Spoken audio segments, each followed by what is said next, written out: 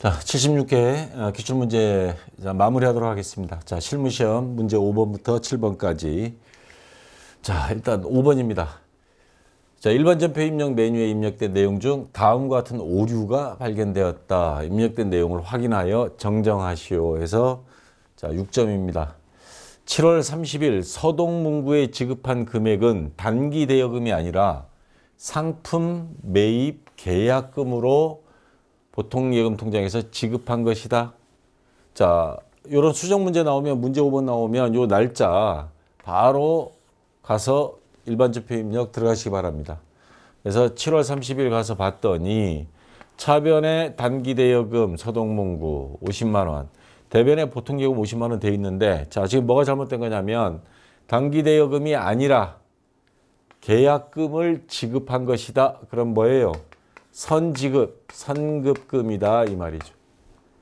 그러면 요 단기 대여금을 선급금으로만 바꿔주면 됩니다. 거래처는 똑같이 그냥 놔둬도 되고요. 자, 그래서 차변에 131번 선급금 요거 하나만 수정해 주면 되겠습니다. 자, 요거는 간단한 문제고요. 그 다음에 2번 문제. 자, 9월 9일에서 9월 9일 이렇게 일반 전표 입력을 가봤더니 차변에 세금과 공과 55만 원, 대변에 현금 55만 원 이렇게 돼 있습니다. 근데 뭐가 잘못됐냐면 현금으로 납부한 세금과 공과 55만 원에는 사업주의 개인 자택 재산세 21만 원이 포함되어 있다. 사업주의 개인 자택 재산세는 인출금 계정으로 처리한다. 그러면 자, 복잡하게 이제 돼 있는 게 있습니다. 요 금액을 55만 원에서 재산세 21만 원을 빼면 그럼 나머지가 얼마죠? 34만 원. 자, 요 55만 원을 34만으로 고쳐주는 거는 어렵지 않아요. 근데 문제는 이거를 두 개로 쪼갤 겁니다. 세금과 공과 요 사이에 인출금이 들어가야 돼요. 왜냐하면 인출금으로 처리한다 그랬으니까. 그러면 21만 원 인출금을 넣어야 되는데, 자, 이거를 다 지우고 새로 차변 두 개 입력하고 대변 이렇게 해도 되지만 이거 시험이 거의 마무리하는 단계인데 좀 번거롭고 시간이 걸리죠. 자, 요령을 한 가지 가르쳐 드리겠습니다. 자, 커서가 지금 요거는 여기에 있고, 만약에 커서가 뭐 여기 있든 어느 쪽에 있든 간에 요 아래쪽에 커서가 있는 상태에서 위에 보시면 F9 전표 삽입이라고 있습니다. 그러면 현재 커서 뭐 여기 있든 아래쪽에 있든 여기하고 그 위에 사이에 끼워 넣겠다 이런 의사 표시가 되는 거죠. 그래서 요거를 클릭을 합니다. 클릭하면 이렇게 뜹니다. 아이고, 이게 지우지 않아도 될 건데. 자, 이렇게 빈칸이 생겨요. 만약에 잘못했다 그러면 이렇게 하고 삭제 버튼 누르면 사라집니다. 자, 여기에다가 똑같이 차변 3번 그리고 아까 인출금 넣을 거죠. 인출금 선택해서 인출금 금액 21만 원 입력하면 됩니다. 이렇게. 자, 차변 인출금. 그리고 위에 세금과 공과 금액 줄여야죠. 34만 원으로. 자, 55만 원에서 21만 원 뺀 나머지 34만 원으로 수정해주고 밑에 21만 원 인출금 새로 추가해주고 엔터 치면 됩니다. 자, 이런 문제가 나왔을 때 전표 삽입할 수 있다는 거. 여러분들 나중에 실무에 가서도 이거 아주 요긴하게 쓸 수 있는 기능입니다. 이거 잘 쓰기 바라고요. 자, 이제 6번 문제 들어가겠습니다. 오늘 굉장히 그 중요한 강의 내용이 들어가는데 지금까지 없던 결산 자료 입력이 들어갑니다. 요게 한 5년 전까지 있었는데 새로 추가된 기능인데 요 기능 알아두면 굉장히 편합니다. 자, 시간도 많이 절약되고요. 자, 6번 다음이 결산 정리사항을 입력하여 결산을 완료하시오. 전액 비용 처리된 화재보험료 30만 원 중 기간이 미경과된 6만 원이 포함되어 있다. 단 거래처 입력은 생략하며 음수로 입력하지 말 것. 자, 이거 무슨 말이냐면 전액 비용 처리된 보험료. 그러면 그 전에 언제인지 모르겠지만 차변에 보험료 이렇게 입력이 돼 있다 이 말입니다.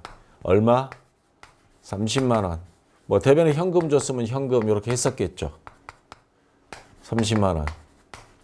근데 12월 31일 지금 결산 정리입니다. 12월 31일 기간 시점으로 볼 때 기간이 미경과됐다. 이거 무슨 말이에요? 이 보험료 30만 원 중에 6만 원은 기간이 미경과 올해 게 아니다 이 말입니다. 아직 남아 있는 거다 이 말입니다. 그러면 이건 언제 거냐? 내년 거까지 보험료는 보통 1년 단위로 납부하니까 남아 있는 게 6만 원이 있어서 이건 내년 보험료다 이 말입니다. 선불로 이미 지급된 거니까. 그러면 요거 이 장부 이거 이대로 놔두면 안 되죠. 6만 원이 잘못 들어간 거예요. 비용이 과다 계산이 된 겁니다. 그럼 보험료 중에 6만 원 빼줘야 됩니다. 대변에 보험료 비용이 발생 취소. 그러면 약분하면 24만 원만 남는 셈이 되는 거죠. 그러면 이거는 보험회사에서 돌려받을 수는 없고 장부상으로만 선급 비용해서 이 비용은 보험료를 의미하는 겁니다. 자, 6만 원 적으면 돈 돌려받은 것처럼 자산 증가가 되는 겁니다. 선급자가 들어가면 자산이니까. 자, 이렇게 해서 입력해 주면 되겠습니다. 그래서 차변에 133번 선급 비용 6만 원, 대변에 821번 보험료 6만 원 이렇게 입력해 주면 되겠습니다. 자, 이제 대손충당금 문제가 나왔습니다. 항상 나오죠? 자, 대손충당금은 기말 매출채권, 외상매출금 받을 놈 잔액에 대하여 1%를 보충법으로 설정하다. 자, 시산표입니다, 이거. 외상매출금과 받을 놈 잔액 봐야죠.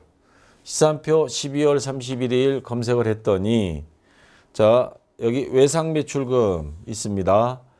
차변에 잔액이 있어요. 4천만 원. 받을 놈 잔액 마찬가지 차변에 5천만 원. 그리고 외상매출금 대손충당금 잔액 요거는 오른쪽에 있죠. 32만 5천 원. 받을 놈 잔액 대변에 15만 5천 원이 있습니다. 그럼 우리 항상 해왔던 방식으로 한다면 4천만 원 곱하기 0.01이죠. 1%니까. 그러면 자, 외상매출금이 매출금 대손충당금 대손상각비 계산 4천만 원에 대해서 0.01 하면 40만 원이죠. 마이너스 뭐를 빼줍니까? 대손충당금 잔액 32만 5천 원을 빼줍니다. 그러면 이게 얼마가 나오죠? 7만 5천 원. 그 다음 받을 놈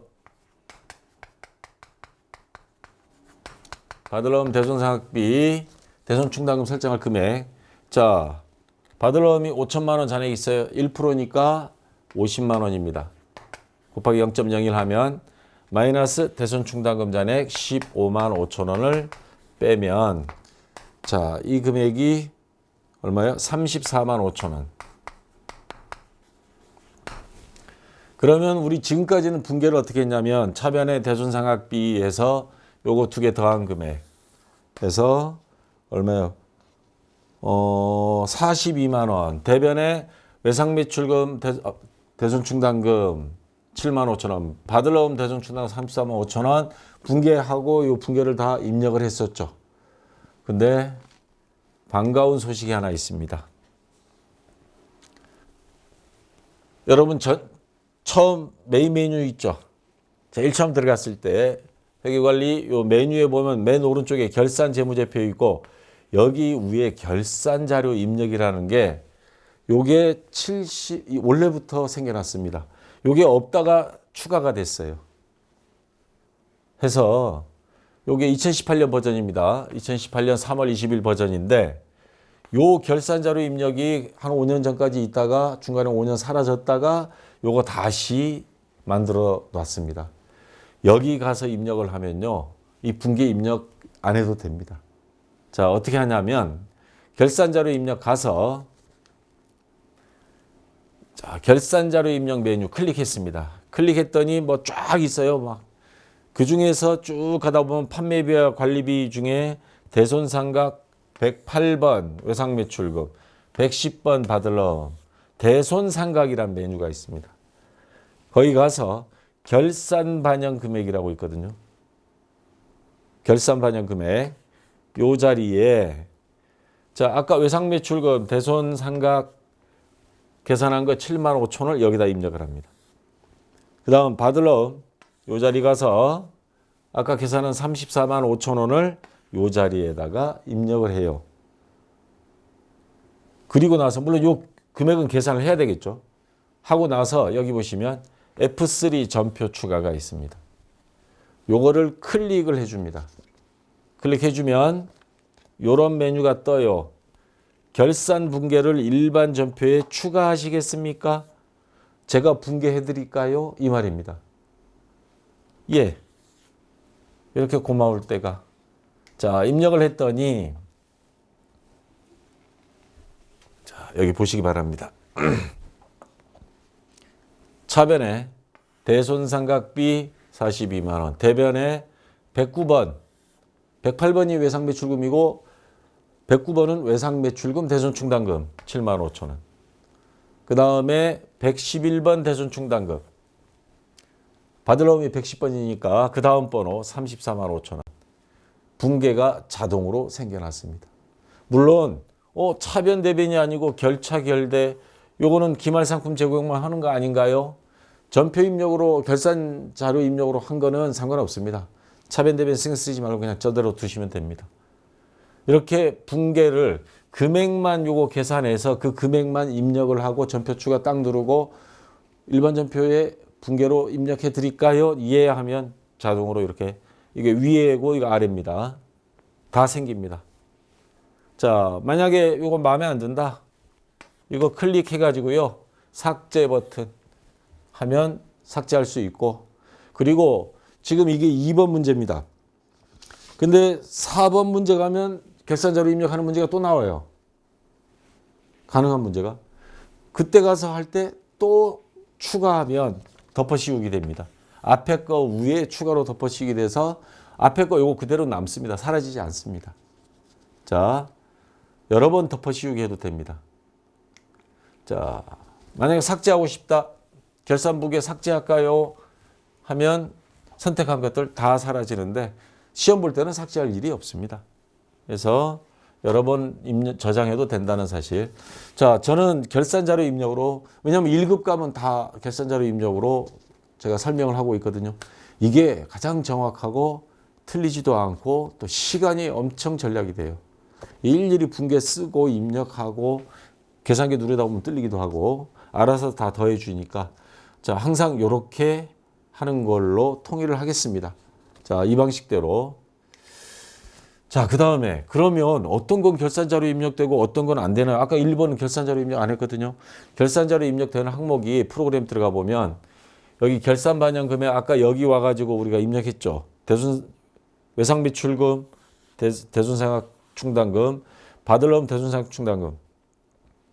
여기 보시면 여러분 지금 이건 안 보이는데 여러분들이 직접 모니터 보면 여기 색깔이 약간 파란색으로 돼 있어요. 입력 가능한 것들. 요것들만 입력 가능하다고 생각하시면 됩니다. 대표적으로 대손상각비, 감가상각비, 뭐 기타 비용도 있지만 특히 가장 중요한 거 우리 이 기말상품 제고액 입력하는 거. 차변에 상품 배출원가, 대변에 상품에서 결차 결대해야 되고 금액 계산해야 되고 금액 계산 아무것도 안 해도 됩니다. 이거.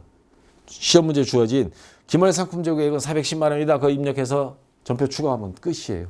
붕괴 다 만들어지고요. 자, 요즘 디지털로 가야죠. 언제 아날로그로 갈 거예요. 그래서 자, 여러분들이 직접 보시면 되고. 근데 3번 이런 문제 수익 비용 이연비 예상 요거는 결산 정리에서 자주 나오는데 요거는 아까 결산 정리 그 메뉴에서 안 됩니다. 이거는 옛날처럼 그냥 일반 전표에 12월 31일 입력해야 돼요. 자, 12월분 건물 임차료 420만 원은 한 달치가 420만 원이라는 소리예요. 다음 달 5일에 지급될 예정이다. 원래 이번 달에 지불해야 되는데 돈이 없어서 아니면 매달 후불로 다음 달에 지불하는 날짜거나 그랬을 경우에 근데 문제는 이게 12월 분이면 원래 비용으로 들어가야 되는 거예요. 돈은 다음 달이면 1월 5일이라는 소리잖아요. 그럼 내년 장부에 적을 게 아니죠. 원래 거는 원래 장부에 돈 상관없이 가계부 같은 경우는 돈 지출이 중심이지만 우리가 하는 복식부기는 돈 지출이 중심이 아닙니다. 이 비용이 발생이 언제 거냐? 12월 거다. 그럼 12월 31일 장부에 돈은 안 나가도 임차료 420만 원 해서 입력해 주는데 문제는 돈은 아직은 안 나갔어요. 아직 안 나갔다. 미지급이죠. 미지급. 임차료는 비용이니까 미지급 비용 420만 원. 자, 이렇게 해서 거래처 입력은 생략하라 그랬으니까 안 해도 됩니다. 그래서 차변에 819번 임차료 420만 원, 대변에 미지급 비용 420만 원 이렇게 입력해 주면 되겠습니다. 자, 그리고 하이라이트 기말 상품 재고액은 410만 원이다. 이거 그전에는 어떻게 했어요? 시산표 가서 자, 시산표 가서 기초상품 손익계산서 뭐 가서 기초상품 재고액이 1억 2,305만 원, 단기상품 매입액 해서 2,403만 원. 요거 두 개 합친 금액에서 기말상품 재고액 410만 원 뺀 나머지 금액만 차변의 상품 매출원가 대변의 상품 복잡했죠. 자, 그럴 필요 없습니다. 요 410만 원만요. 이거 결산자료 입력입니다. 여기 자, 상품 매출원가, 매출액 상품 매출원가에서 여기 10번 기말상품 재고액 자리에 가서 결산 반영 금액 항상 요 자리에 입력합니다. 다들 410만 원. 이 금액 딱 입력하고요. 전표 추가. 이거 빼먹어서 허둥지둥 시간이 다 돼가니까 저거 빼먹었다가 떨어진 사람들 여럿 있습니다. 편한 대신에 요거 누르는 거 반드시 잊어버리면 안 됩니다. 이거. 반복 연습해야 돼요. 전표 추가는 아주 몸에 배야 됩니다. 저거 클릭해주면 자, 그리고 나서 뭐 일반 전표에 하시겠습니까? 네 해가지고 시험 볼 때는 이거 확인할 필요는 없는데 뭐 만약에 불안하면 가서 12월 31일 일반 전표 입력 들어가서 봤더니 여기 보시면 결차 결대 차변의 결차 상품 매출원가 451번 1억 4,298만 원. 대변의 상품 1억 4,298만 원. 금액 계산 자기가 알아서 다 해줘요. 이게 K랩 프로그램이 이렇게 프로그램화 되어 있습니다. 자, 요거 10초도 안 걸려요. 안 그러면 1분 이상 잡아먹는데 반드시 요 결산자료 입력으로 하시기 바랍니다. 감가상각비, 대손충당금, 기말상품 재고액 요거는 전부 다 결산자료 입력해서 하세요. 그래서 이번 시간에 이게 가장 하이라이트입니다. 자, 이게 넣어줌으로써 시간 여유가 좀 생겼습니다. 시험 문제가. 자, 마지막 조회하는 문제입니다. 다음 사항을 조회하여 답안을 이론 문제 답안 작성 메뉴에 입력하시오. 1번.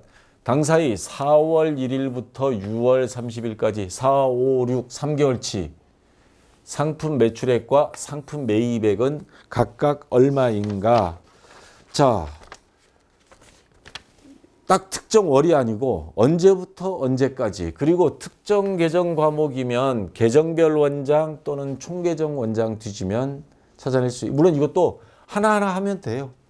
상품 매출 계정별 원장 가서 4월 찾고 5월 찾고 6월 찾고 요건 또 요거대로 계정별 원장 가서 4월, 5월, 6월 엄청 시간 많이 걸리죠. 마지막 이거 거의 마무리할 시간인데 이럴 때는 계정 과목이 2개예요. 그 다음에 4월부터 6월 또 기간이 3개월이에요. 1월계표 가서 보는 게 빠릅니다. 1월계표가 약간 시산표 개념이거든요. 그래서 자, 1계표 관로 월계표 가서 4월부터 6월이니까 월계표로 그러면 4월에서 6월만 날짜 입력하면 됩니다. 자, 월 입력하면 됩니다. 자, 여기에서 지금 계정 과목이 가운데 있어요. 가운데 있는데 상품 매출.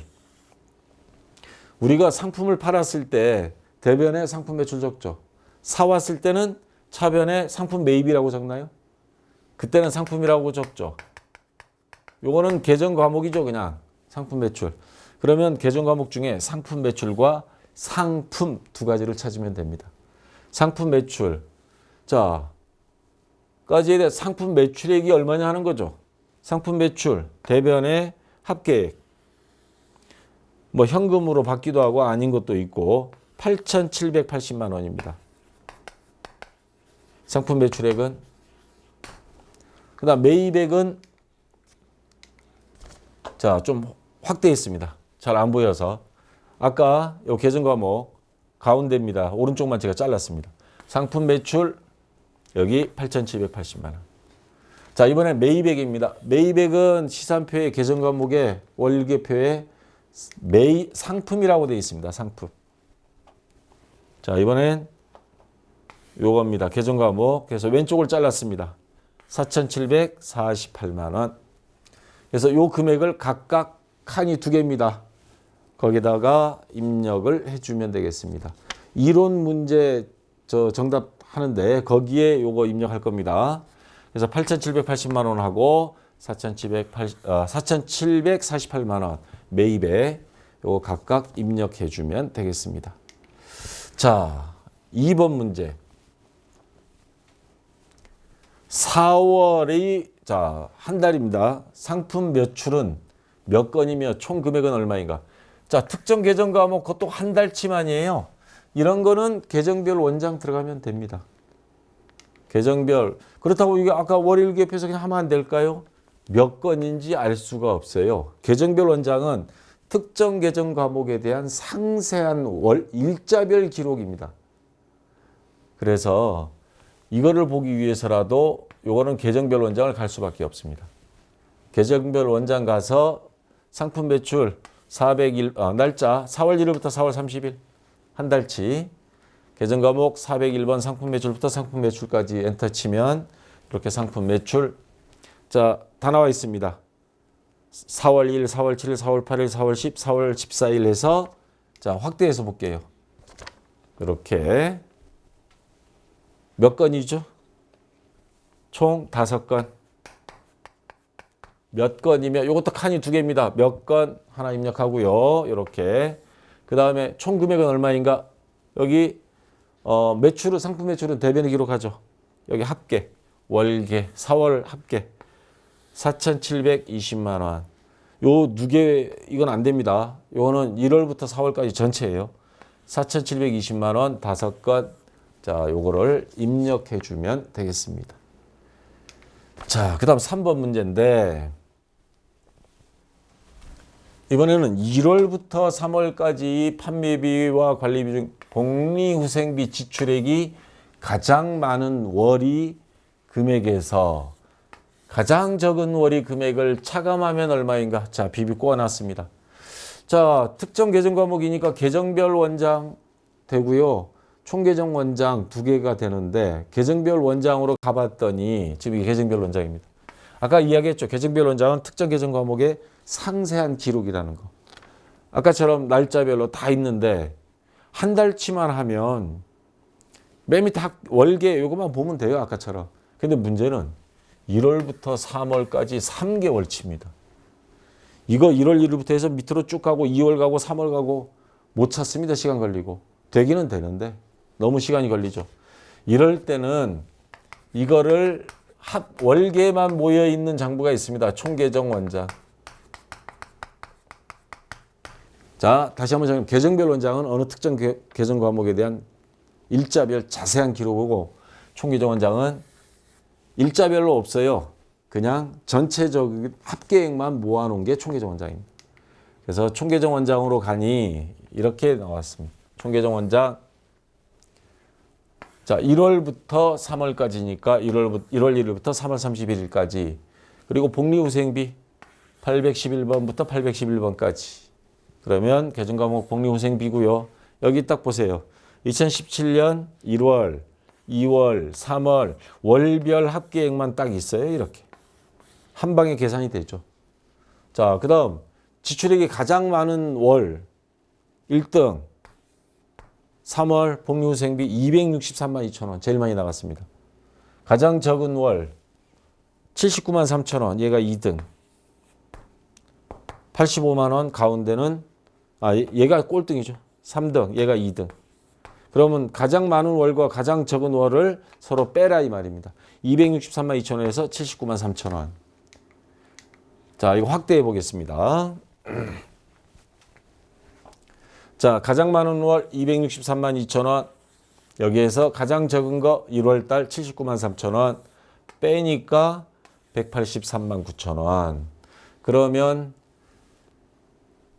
금액은 얼마인가 하니까 요거 하나만 입력하면 되겠습니다. 요거는 그래서 183만 9천 원. 자, 여기까지 다 됐습니다. 그전 기출문제하고 다른 점이 있다면 최근 5년 동안 결산자료 입력이 사용이 안 되다가 2018년부터 이걸 사용하도록 풀어줬다는 거. 수험생들 입장에서 굉장히 반가운 소식입니다. 자, 요거 관심 있게 한번 반복해서 한번 여러분 직접 해보시고 77회에서도 계속 앞으로 이 기출문제 이렇게 설명해서 올려놓도록 하겠습니다. 자, 수고했습니다.